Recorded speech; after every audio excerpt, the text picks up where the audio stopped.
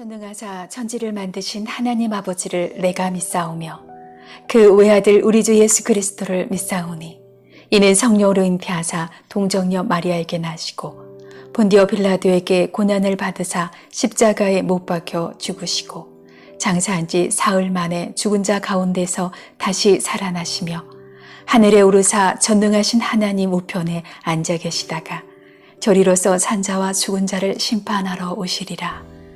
성령을 믿사오며 거룩한 공예와 성도가 서로 교통하는 것과 죄를 사하여 주시는 것과 몸이 다시 사는 것과 영원히 사는 것을 믿사옵나이다. 아멘.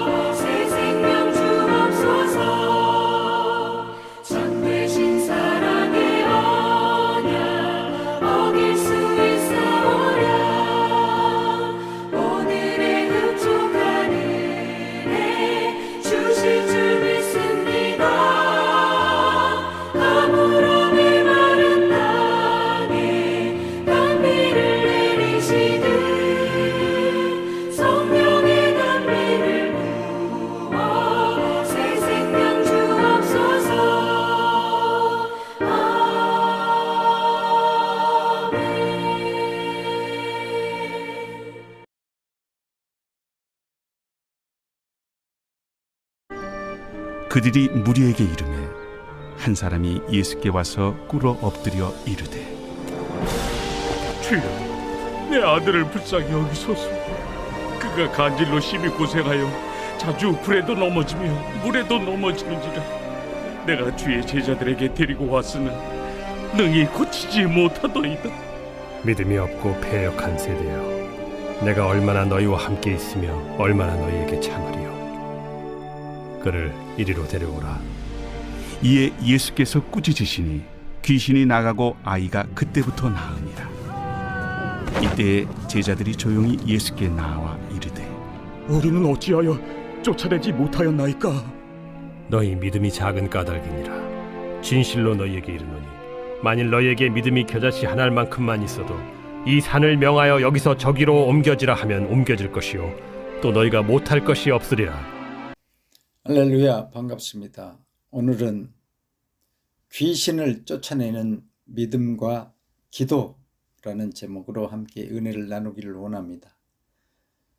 본문 말씀에서 보면 간질로 말미암아 고생하는 아이를 데리고 그 병을 고치고자 예수님께 찾아온 사건에 대한 얘기라는 것을 우리가 알 수 있습니다.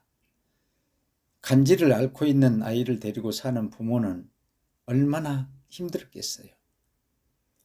예수님은 그때 변화산에서 기도하고 계셨습니다. 부모는 귀신을 쫓아내면 질병이 낫는다는 소문, 각종 질병을 고칠 수 있다는 소문을 듣고 제자들에게 찾아와 귀신을 쫓아내달라고 아이의 부모는 절박한 심정으로 얼마나 간청하며 매달렸겠습니까? 또한 그 제자들은 그 귀신을 쫓는다고 얼마나 애를 썼겠습니까?